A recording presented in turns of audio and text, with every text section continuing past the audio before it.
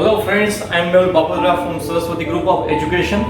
Today is my 8th session. મારો આજે 8મો session છે કે જેમાં આપણે ખાસ કરીને એબ્ઝોર્પ્શન ઓફ વોટર પાર્ટ 2 વિશે ચર્ચા કરવાના છીએ. એટલે કે પાણીના શોષણની ક્રિયા કેમાં તો કે વનસ્પતિમાં.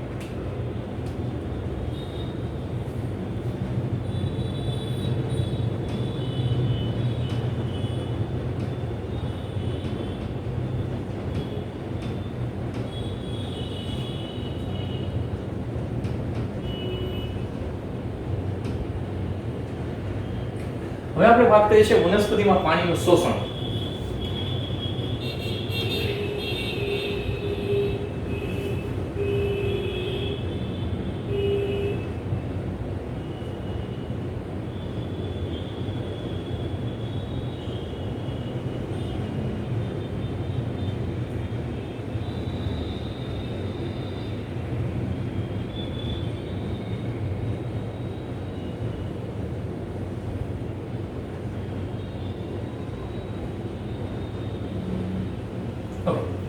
હવે આપણે જોઈ ચૂક્યા છે કે આ બે પાર્ટની અંદર મિકેનિઝમ ઓફ વોટર એબ્ઝોર્પ્શન થાય છે, જેમાં આ જે પહેલો પાર્ટ છે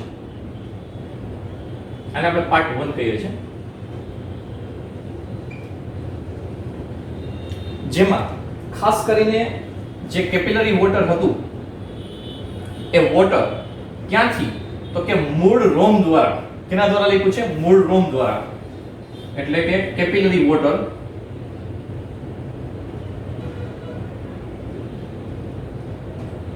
આ કેપિલરી વોટર છે એ કેના દ્વારા યાદ રાખવા જેવું છે વસ્તુ તો કે મૂળ રોમ દ્વારા.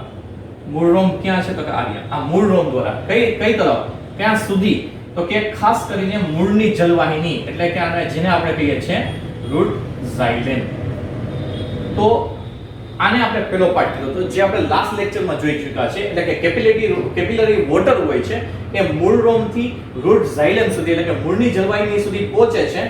એ મિકેનિઝમ ઓફ કહી શકાય કે રૂટ એબ્ઝોર્પ્શનનો જ પાર્ટ છે. પરંતુ જ્યારે બીજો પાર્ટ પણ આમાં આવે છે કે જે રૂટ ઝાઇલમ અહીંયા તમને દેખાય છે, આપણે આને કહીએ રૂટ ઝાઇલમ. આ જે ભાગ છે ત્યાંથી જે વનસ્પતિનો એરિયલ પાર્ટ, એટલે કે પર્ણ કહેવામાં આવે છે, આ પર્ણ સુધી જે પાણીનું વહન થવાનું છે, એરિયલ પાર્ટ સુધી પર્ણમાં પાણીનું વહન થવાનું છે, એને આપણે સેકન્ડ પાર્ટ કહીએ છીએ. ઇન શોર્ટ, પાણીનું જે શોષણ છે બે અલગ અલગ પ્રોસેસથી બે અલગ અલગ ભાગમાં આપણે ડિવાઈડ કર્યું છે. એક છે જમીનમાંથી પાણી છે રૂટ ઝાઇલમ સુધી પહોંચે છે, અને બીજું રૂટ ઝાઇલમ પછીનો જે પાર્ટ છે, એટલે કે પ્રકાંડની જલવાહિની અને અલ્ટિમેટલી કહી શકાય કે પર્ણ સુધી પહોંચવાની જે ઘટના છે એ આપણો બીજો પાર્ટ છે. રાઈટ, આ બંને પાર્ટ છે ઇમ્પોર્ટન્ટ છે.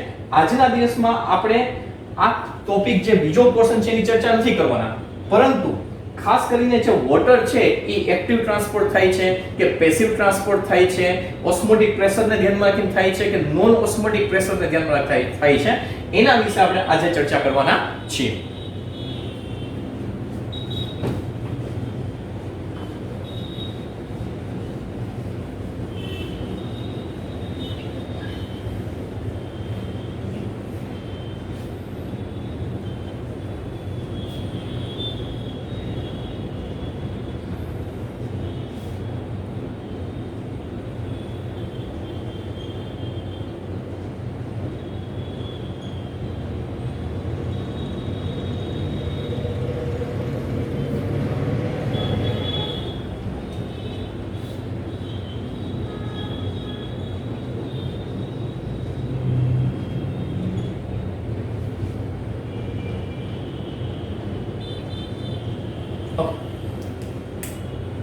હવે તમે જોઈ શકો છો મેઇન બે વસ્તુ મેં લખી છે. સે એક્ટિવ ટ્રાન્સપોર્ટ શબ્દ મેં યુઝ કર્યો, અહીંયા પર્ટિક્યુલર મેં શબ્દ યુઝ કર્યો છે એક્ટિવ એબ્ઝોર્પ્શન, એટલે કે સક્રિય શોષણની ક્રિયા.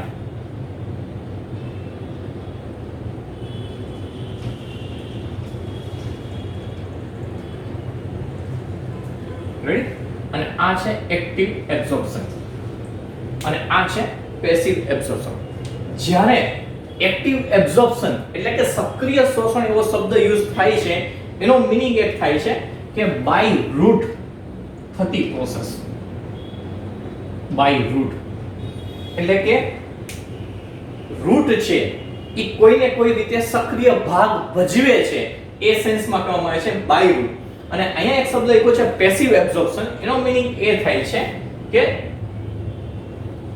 Through root. Okay, through root એટલે શું?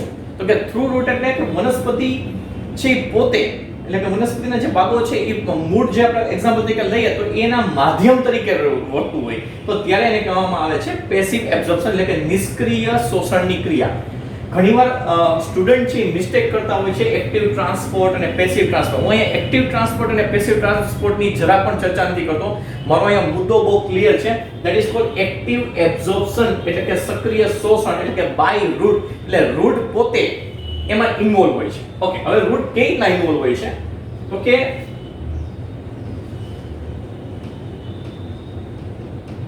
વનસ્પતિના કોષો, ખાસ કરીને એક શબ્દ આપણે લખ્યો છે પર્ટિક્યુલર રીતે કે વનસ્પતિના કોષો. ઈ કોણ? તો કે મૂળ અને મૂળના કોષો. મૂળ અને એકની આપણે વાત કરીએ છીએ તો કે મૂળના કોષો. કોષો જ આમાં સક્રિય ભાગ ભજવતા હોય, પરંતુ એની અંદર ક્યાંય પણ પ્રકાંડ ઇન્વોલ્વડ ના હોય તો એને આપણે કેવું કહેવામાં આવે છે? તો કે એક્ટિવ એબ્ઝોર્પ્શન કહેવામાં આવે છે. અને જે ખાસ કરીને આપણે વાત કરીએ તો કે આ જે ક્રિયા છે એ કેને ધ્યાનમાં રાખીને થતી હોય છે એવું કહીએ આપણે તો એ પ્રસરણ દાબ અથવા તો જે ઢોળાંશ હોય છે એને ધ્યાનમાં રાખી પ્રક્રિયા છે જેને કહેવામાં આવે છે એક્ટિવ એબ્ઝોર્પ્શન કહેવામાં આવે છે. રેડી? હવે આપણે જો વાત કરીએ તો કે પેસિવ એબ્ઝોર્પ્શન, તો કે પેસિવ એબ્ઝોર્પ્શન છે એ બહુ જ ઇમ્પોર્ટન્ટ ક્રિયા એમાં પણ છે, પણ એ જે ક્રિયા છે એમાં આપણે રૂટ છે એ ફક્ત માધ્યમ તરીકે વર્તે છે. ફક્ત ને ફક્ત કેના તરીકે વર્તે છે? માધ્યમ તરીકે વર્તે છે. એનો બીજો કોઈ પર્ટિક્યુલર રોલ નથી. બીજી વસ્તુ આપણે કહી શકાય પુલ, ટ્રાન્સપિરેશન પુલ, એવો તમે શબ્દ સાંભળેલો હશે.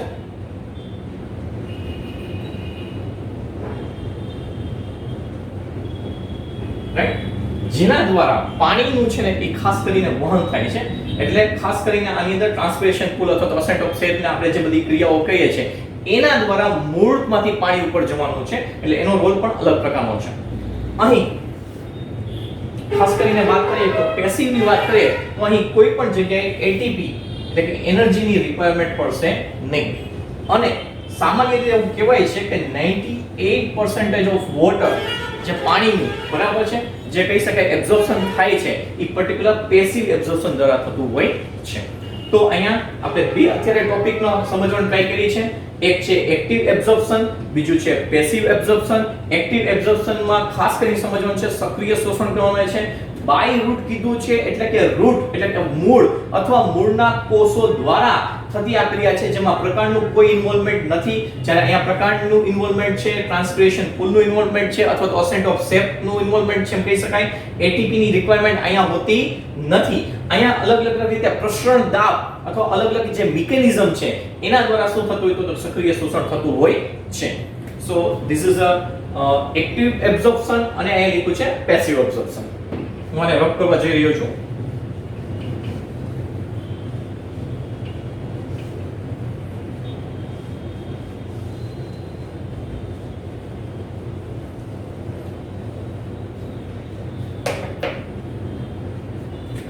એક્ટિવ એબ્ઝોર્પ્શન છે એની અંદર પાછી બે મિકેનિઝમ રહેલી છે. કેટલી મિકેનિઝમ રહેલી છે? બે મિકેનિઝમ રહેલી છે આપણે કહી શકાય. એક છે ઓસ્મોટિક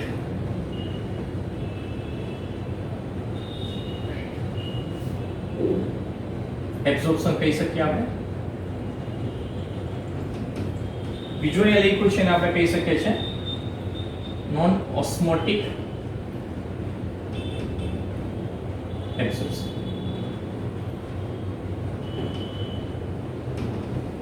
રાઈટ?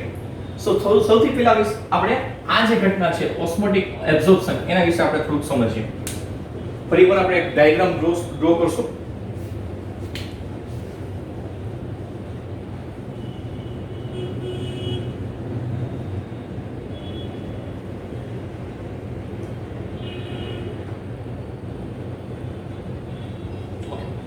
આ જે ડાયાગ્રામ છે એને અહીં આપણે ઝૂમ કરીને સમજવાનો પ્રયત્ન કરીશું.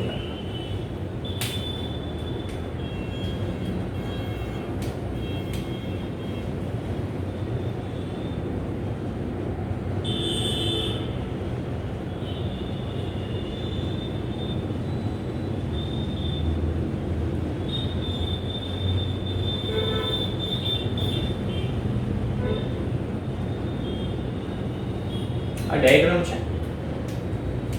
અહીંયા જે તમે મૂળ રોમ જુઓ છો એ મૂળ રોમ અહીંયા છે, એટલે કે આને આપણે કહીશું મૂળ રોમ, જેને આપણે ઇંગ્લિશમાં કહીએ છીએ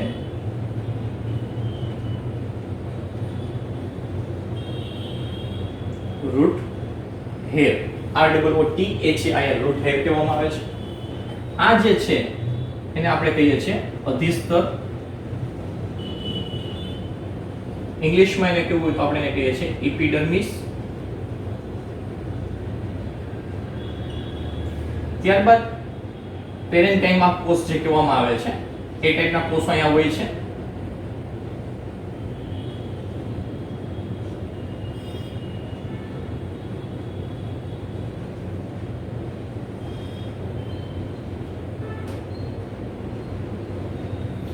અહીં તમને ઓલરેડી આઈડિયા છે એના પછીના કોષો પણ અહીંયા આવેલા હોય છે, જે આ ટાઈપના કોષો હોય છે.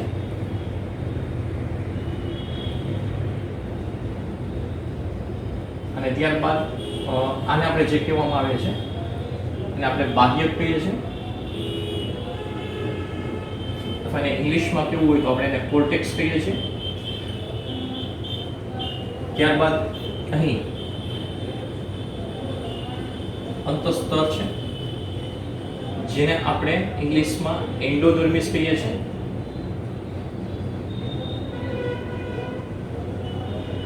ત્યારબાદ પેરીસાયકલ એટલે કે આ ભાગની અંદર, આ પોર્શન ની અંદર તમે જોઈ શકો છો આ જે પોર્શન છે ત્યાં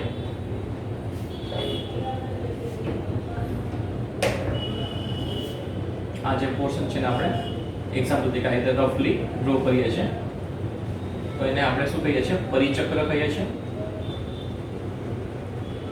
અને આ પોર્શનમાં આવશે રૂટ ઝાયલમ. ઓકે, હવે આપણે સમજવાનું શું છે તો કે એક્ટિવ એબ્સોર્પ્શન ની જ વાત કરી રહ્યા છે, એટલે એનો મીનિંગ એ થાય છે કે મૂળ અથવા મૂળના કોષો દ્વારા, કારણ કે બાય રૂટ છે એમાં એક શબ્દ લખ્યો હતો અને એમાં મેં થ્રુ રૂટ લખ્યું હતું પેસિવમાં. અહીં હું બોલું છું બાય રૂટ, સક્રિય રીતે ઇન્વોલ્વ થાય છે. એમાં ઓસ્મોટિક એબ્સોર્પ્શન વિશે આપણે વાત કરી રહ્યા છે. હવે આપણે સમજવા જેવું એ છે કે અહીં તમે જોશો કે સોઇલના પાર્ટિકલ્સ પણ આવેલા હોય છે. એની સાથે સાથે તમે જોશો તો પાણી છે, જે વોટર મોલેક્યુલ્સ છે, એ શું થાય છે તો કે વોટર મોલેક્યુલ્સ છે એ અંદર એન્ટ્રી મારે છે. હવે પાણી અંદર જાય એનો મીનિંગ એ ક્લિયરલી થવું જોઈએ કે અહીં શું હોવું જોઈએ તો કે અહીંયા હાઇપોટોનિક દ્રાવણ હોવું જોઈએ તો આ શક્ય છે. હાઇપોટોનિક, અહીંયા હાઇપોટોનિક હોય તેનો મીનિંગ ક્લિયર છે કે મૂળ રોમની અંદર જે આપણે એને સેલ શેપ કહીએ છીએ એની અંદર છે એ હાઇપરટોનિક હોવું જોઈએ. હાઇપરટોનિક, આ બંને શબ્દો વિશે તમે ઓલરેડી પરિચિત છો. રેડી? હાઇપોટોનિક અને હાઇપરટોનિક.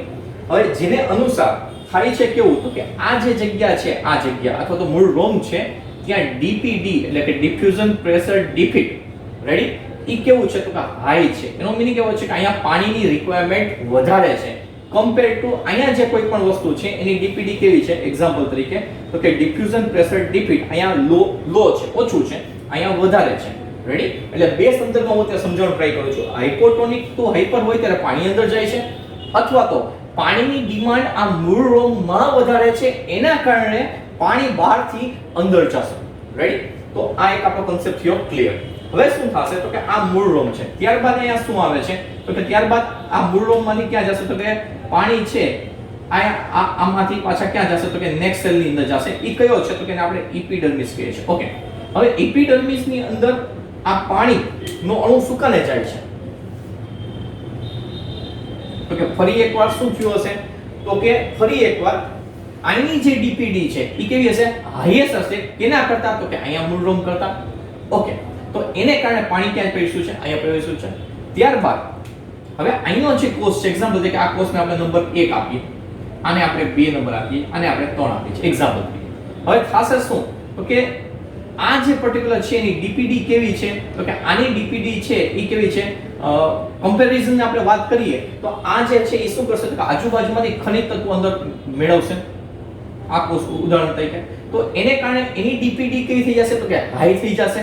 એની કમ્પેરમાં અહીંયા જે કોષ છે એની ડીપીડી કેવી છે તો કે લો છે, એટલે પાણી છે આની અંદર પ્રવેશશે.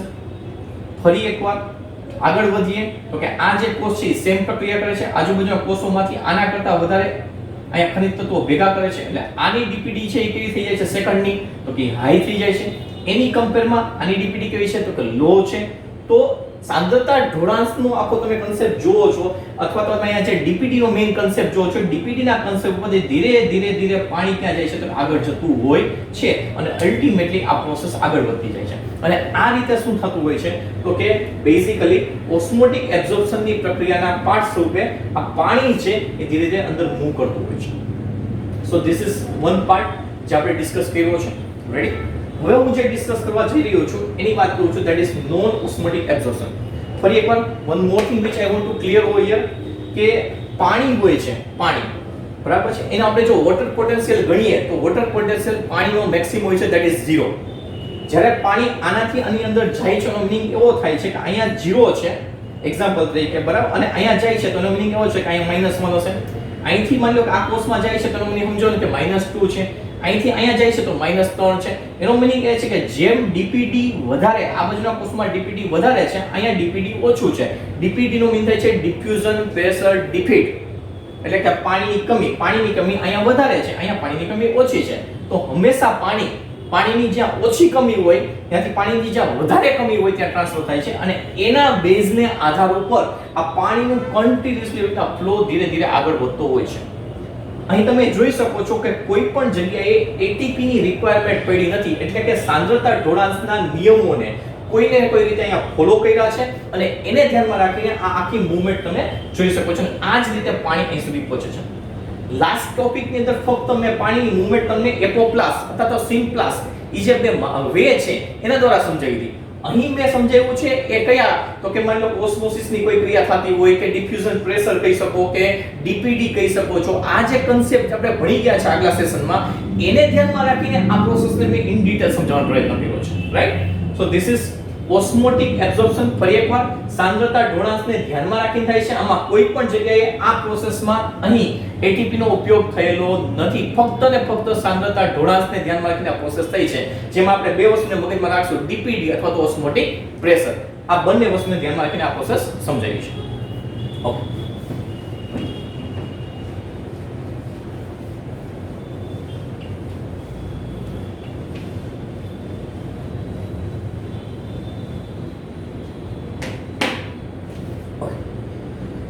હવે આપણે વાત કરીએ છીએ નોન ઓસ્મોટિક એબ્ઝોર્પ્શન.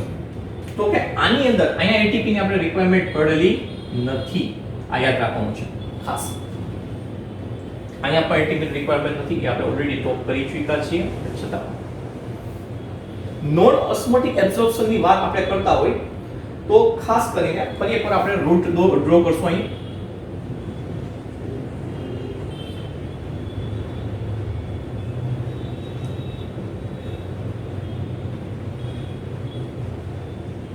આપણે એક ડાયાગ્રામ ડ્રો કરવાની ટ્રાય કરેલી છે. અહીંયા ફરી એકવાર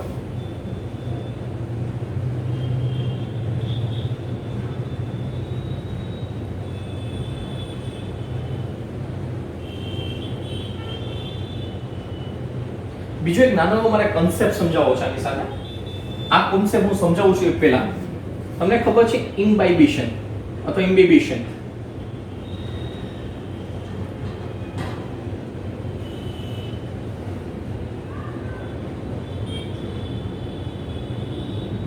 ડિફ્યુઝન અને ત્રીજું છે ઓસ્મોસિસ. સામાન્ય રીતે જ્યારે પાણીનું શોષણ થતું હોય છે ત્યારે ઇમ્બાઇબિશનની ઘટના ઇમ્પોર્ટન્ટ છે, કારણ કે ઇમ્બાઇબિશન એટલે શું તમને ખબર છે તો કે ઇમ્બાઇબિશન એટલે બેઝિકલી એડઝોર્પ્શનની ક્રિયા. અને આ એડઝોર્પ્શનની ક્રિયાની અંદર શું થાય તો કે જે મૂળ રોમ છે એ મૂળ રોમની અંદર ઉપર ફરતે જે લેયર હોય છે, એક્ઝામ્પલ તરીકે આ લેયર છે એવું આપણે કન્સિડર કરીએ. આ જે લેયર છે, આ લેયર કેનું બનેલું હોય છે? તો કે આ લેયર બનેલું હોય છે સેલ્યુલોઝનું બનેલું હોય છે, અથવા તો માની લો કે કોઈ પેક્ટિન છે કે બીજા કોઈ ઘટકોનું બનેલું હોય છે, બરાબર. તો સેલ્યુલોઝ છે એ ખાસ કરીને હાઇડ્રોફિલિક નેચર ધરાવે છે. કેવો ધરાવે છે? હાઇડ્રોફિલિક. ઓકે, આનું મીનિંગ શું થાય? તો હાઇડ્રો નો મીન થાય છે વોટર અને ફિલિક નો મીન થાય છે એફિનિટી અથવા અટ્રેક્શન. એટલે શું? તો કે પાણી તરફે ઈ અટ્રેક્શન ધરાવે છે, એટલે કે આકર્ષણ ધરાવે છે. એને કારણે શું થશે? તો કે જેટલું પણ અહીંયા પાણી હોય છે એ પાણીમાં એક્ચ્યુઅલી સૌથી પહેલી જો ક્રિયા થતી હોય ઓફિશિયલી, તો આપણે કહી શકીએ કે વોટર અટ્રેક્શન થાય છે. એટલે સેલ્યુલોઝ છે એ પાણીને અટ્રેક્ટ કરે છે, એટલે એના લેયર ઉપર ઓલરેડી પાણી આવી જાય છે. આમ કહી શકાય આ ટાઈપના પાણીના ઘટકો આવી જાય છે. તો પહેલી ક્રિયા એક્ચ્યુઅલી વનસ્પતિમાં શોષણમાં થતી હોય તો એને આપણે કહીશું ઇમ્બાઇબેશન. અમને ઓપ્શનમાં કદાચ પૂછે તો ધેટ ઇઝ વન. ત્યારબાદ તમને ખબર છે કે પાણી કોષથી એક કોષમાંથી બીજા કોષમાં અથવા કોષની એક જગ્યાએથી એના આજુબાજુના ભાગમાં જ્યારે મૂવમેન્ટ થાય છે, રેડી, જે શોર્ટ ડિસ્ટન્સ મૂવમેન્ટ થાય છે, એમાં એક્ચ્યુઅલી ડિફ્યુઝનની ક્રિયા થતી હોય છે, which you know very well, ready. અને ત્રીજી ક્રિયા છે એ ઓસ્મોસિસ. કારણ કે તમને અહીંયા ખબર છે કે સેલ વોલ છે એટલે ડિફ્યુઝનની પ્રોસેસ ફટાફટ થશે, કારણ કે આ સેલ વોલ એ કોષ દિવાલ છે. પહેલી ઘટના ઇમ્બાઇબેશન, બીજી ઘટના ડિફ્યુઝન એટલે પ્રસરણ જે બહુ ઓછા ડિસ્ટન્સ માટે થતી હોય, અને કોષ દિવાલ તમને ખબર છે કે ઈઝીલી કોઈ પણ ઘટકોનો આવશે, પાણીનો ઘટક હશે કે બીજો કોઈ પણ ઘટક હશે, એ ઈઝીલી મૂવમેન્ટ કરાવશે, એટલે કોષ દિવાલમાંથી ઈઝીલી થઈ જશે, એટલે ડિફ્યુઝનની પ્રોસેસ પણ પોસિબલ છે ત્યાં, બરાબર છે. ત્યારબાદ તમે ત્રીજો પોર્શન તમે જોઈ શકો છો. તો માની લ્યો કે આની અંદર તમને ખબર છે કે ત્રીજો એક ભાગ આવેલો છે, એટલે કે સેલ મેમ્બ્રેન, એટલે કે કોષરસ પટલ. આ જે કોષરસ પટલ છે એ કોષરસ પટલ છે એમાં તમને ખબર છે લિપિડના અણુ આવેલા હોય છે, which you know. આપણે જરાક એને સમજવાનો પ્રયત્ન કરીએ. આ રીતે લિપિડના અણુ આવેલા હોય છે.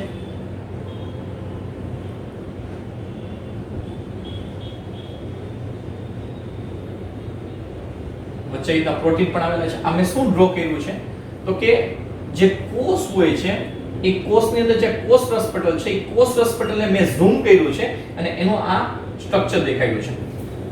તો જે કોષરસ પટલ છે એ પાણી માટે પરમિએબલ નથી. તો ત્યાં આપણે શું થશે? તો કે પાણીમાં ઈઝીલી કોષરસ પટલ છે ને મૂવ કરવા દેતું નથી. પરંતુ તમને ખબર છે સક્રિય વહન છે કે આપણે ટ્રાન્સપોર્ટની પ્રોસેસ છે કે એટીપી ની રિક્વાયર પડે ન પડે, એ બેઝ ઉપર પછી એનું વહન થતું હોય છે. એટલે ત્રીજી પ્રોસેસ જે થતી હોય છે એ કઈ થતી હોય છે? અહીં આપણે જે ચર્ચા કરવાની છે એ એક્ઝેક્ટલી નોન ઓસ્મોટિક એબ્ઝોર્પ્શન વિશે કરવાની છે. તો એની અંદર શું થતું હોય છે કે માની લો કે આ કોષ છે,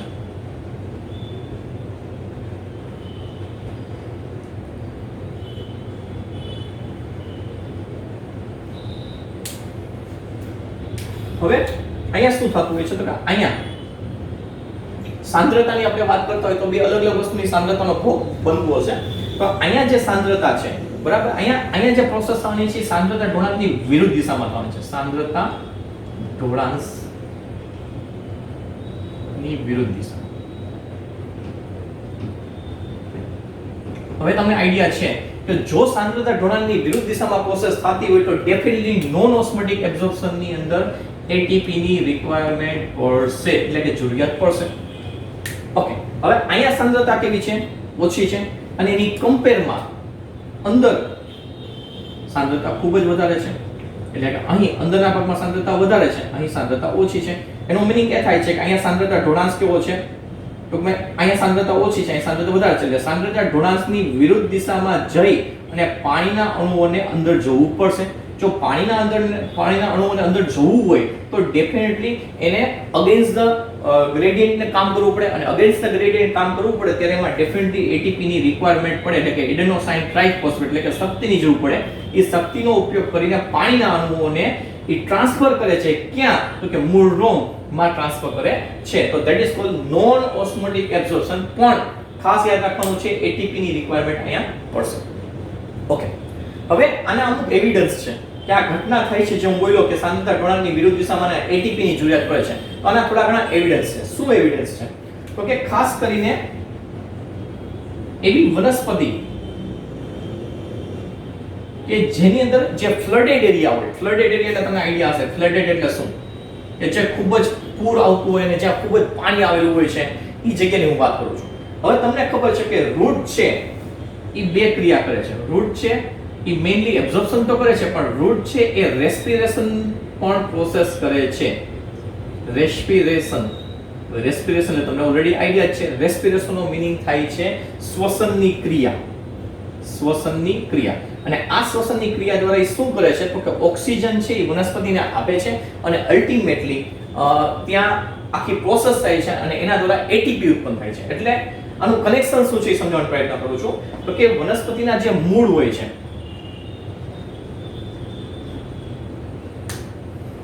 આપણે અહીં થોડો ટ્રાય કરી છે તો તમે સમજી શકો.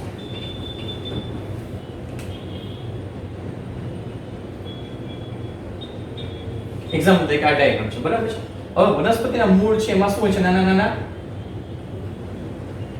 ઇઝીલી વાયુઓ છે એ ઇઝીલી મૂવમેન્ટ થતા હોય ડિફ્યુઝન દ્વારા. એટલે કે વનસ્પતિમાં શ્વસનની ક્રિયામાં મૂળ દ્વારા ઓક્સિજન છે અંદર જતો હોય છે અને CO2 બહાર નીકળતો હોય છે. એ ઓક્સિજન અંદર જઈને પ્રોસેસ કરીને અલ્ટિમેટલી એના દ્વારા રેસ્પિરેશનની પ્રોસેસ થવાને કારણે શું ઉત્પન્ન થાય છે તો કે એટીપી એટલે શક્તિ ઉત્પન્ન થાય છે. અને આ જે શક્તિ ઉત્પન્ન થાય છે એ શું થાય તો કે અહીંયા યુઝ થાય છે ને એને કારણે પાણી છે ઇઝીલી અંદર જઈ શકતું હોય છે. હવે થાય શું તો કે વનસ્પતિ જે ફ્લડેડ એરિયામાં હોય છે ત્યાં શું થાય છે તો કે ત્યાં તમને આ પ્રોસેસ માં ઇશ્યુ થાય છે. કઈ રીતના તો કે વનસ્પતિ છે ફ્લડેડ એરિયામાં છે, ફ્લડેડ એરિયામાં છે એટલે એના મૂળ છે એ શ્વસનની ક્રિયા કરી શકતા નથી. સમજો, શ્વસનની ક્રિયા કરી શકતા નથી. શ્વસનની ક્રિયા નથી થતી તો એને કારણે શું થાય તો કે શ્વસનની ક્રિયા ન થાય એટલે તો કે શક્તિ ઉત્પન્ન થતી નથી. તો કે શક્તિ ઉત્પન્ન ન થાય તો શું થાય તો કે શક્તિ ઉત્પન્ન ન થાય તો ચોખ્ખી વસ્તુ છે કે મૂળ રોમમાં જે એના પાણી જોઈએ છે એ પાણી મળી શકતું નથી. અને પાણી નથી મળી શકતું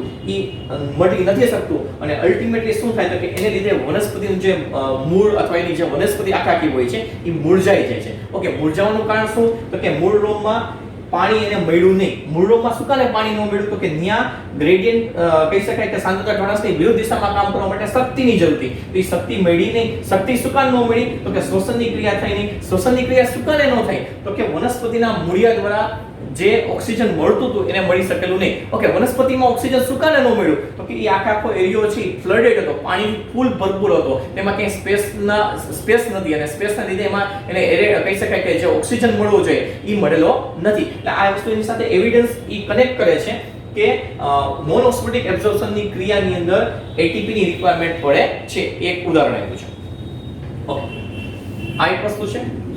બીજી વસ્તુ આપણે જોવાની છે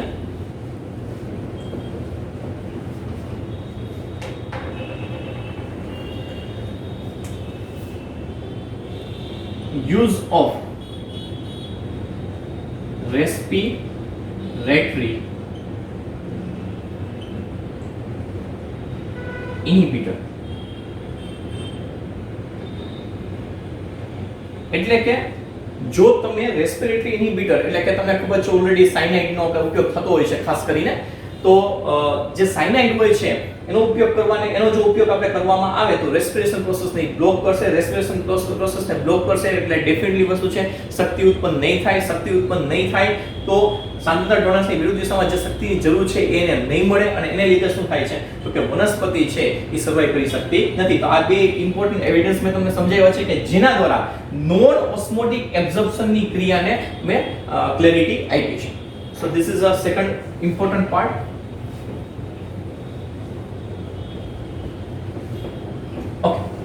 હવે જો આપણે વાત કરીએ તો આ બાજુના પોર્શનની વાત કરીએ પેસિવ એબ્ઝોર્પ્શન, મેં તમને કીધું છે એટીપી ની રિક્વાયરમેન્ટ પડતી નથી.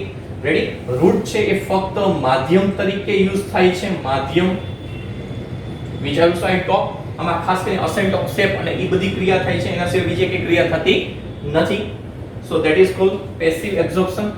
હવે આ જે પેસિવ એબ્ઝોર્પ્શન છે એની હું થોડી ઘણી ડિટેલ આપું છું તો કે પેસિવ એબ્ઝોર્પ્શન ની અંદર અસેન્ટ ઓફ શેપ અને એ બધી ક્રિયા થાય છે. તો એમાં ખાસ કરીને જેનું લીફ હોય છે એ લીફની અંદર ડીપીડી નું પ્રમાણ ઘટે છે. ડીપીડી વધારે હોય છે. કહી શકાય ડિફ્યુઝન પ્રોસેસ ડીપીડી ની રિક્વાયરમેન્ટ હોય છે અમુક કારણોસર, જે હું નેક્સ્ટ મારા ટોપિકમાં ભણાવવાનો છું. એટલે એની રિક્વાયરમેન્ટ વધારે હોય છે. એને કારણે શું થાય છે કે પાણીની ઘટ થવાને કારણે એ પાણીની ડિમાન્ડ કોની પાસે કરે છે લીફ તો કે લીફ કરે છે ખાસ કરીને સ્ટેમ ઝાયલમ પાસે. સ્ટેમ ઝાયલમ પાસે રિક્વાયરમેન્ટ કરે છે તો ઈ પાણી કોની પાસેથી લે છે તો કે પેક જાઓ તમે તો તમને ઓલરેડી આઈડિયા છે કે એમાં રૂટ ઝાયલમ આવશે. રૂટ ઝાયલમ એટલે તમને ખબર છે કે મૂળની જલવાહિની. ત્યાંથી કઈ જગ્યાએ તો કે